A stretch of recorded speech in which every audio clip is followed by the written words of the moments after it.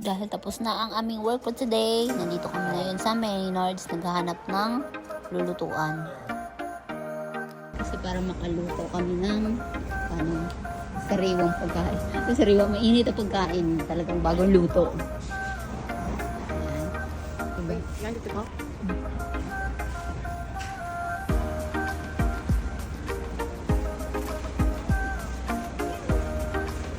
Ano to? Maynards ang tawag nito. Para siyang loaf. Pero mukhang malaki pa sa akin.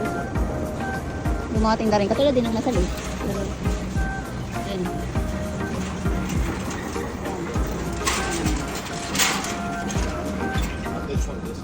Oh yeah. That's a bit out of reach for most people. Kumuha na rin pala kami ng charcoal. Yung parang uling. Dito uling din na parang bato eh. Sa Pilipinas, purong kahoy. Ayan, dito na nga kami sa park. Dito kami luto. Yung binili namin griller, hindi rin namin nagamit. Kasi pagdating dito, may lutuan naman. So, yun na lang ang ginamit namin. Tsaka, medyo malaki siya. Dalawa yung pwede kong maluto. Side by side. Medyo challenging itong pagpapabaga ng uling. Kasi nakalagay pala doon sa bag. Sabi, pag sinindihan na siya ng lighter, aapoy na. Miras, hindi ako nang sindi. Hindi pala ayaw umapoy. So, gumamit na lang ng paper. Towel. Tsaka yung maliliit ko kawin para sa hindi tayo magsasayang ng lighter. Medyo nahirapan ako doon sa isa sa inyo. Ito yung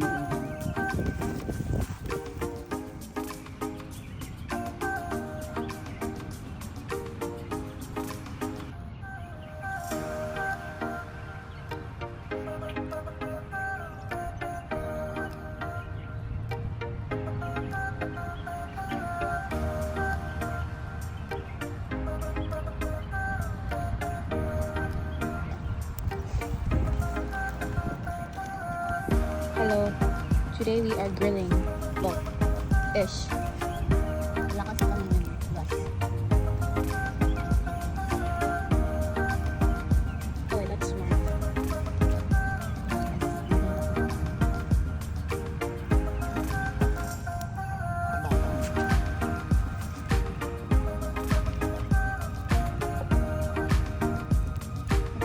I'm showing the fire.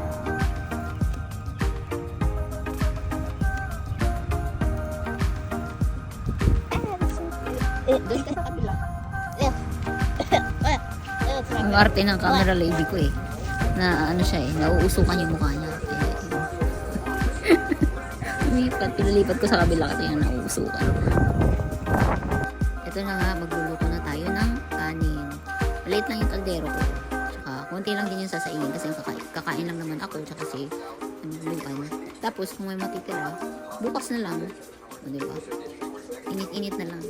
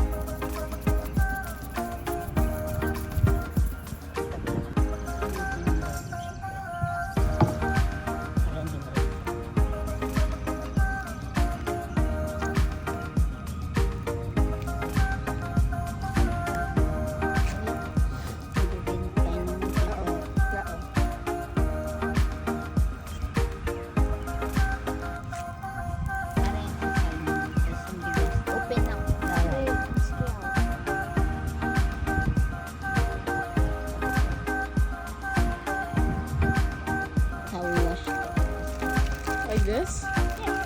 We don't have a bucket. Wait, let me see. So, we put it in a Ziploc and put it in water and wash it. See?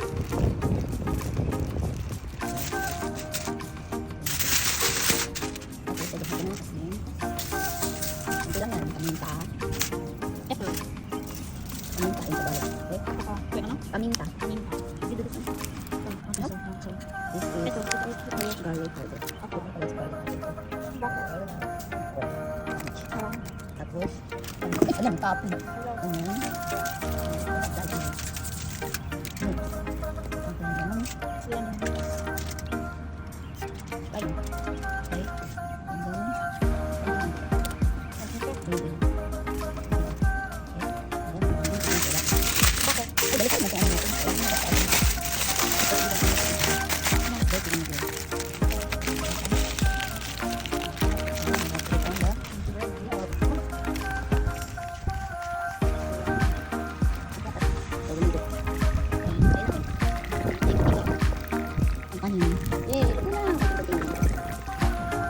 Malapit nang maluto ang ating isda.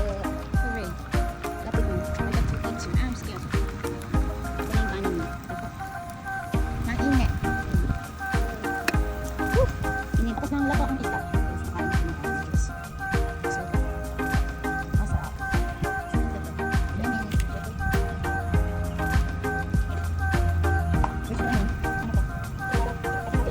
Maliit.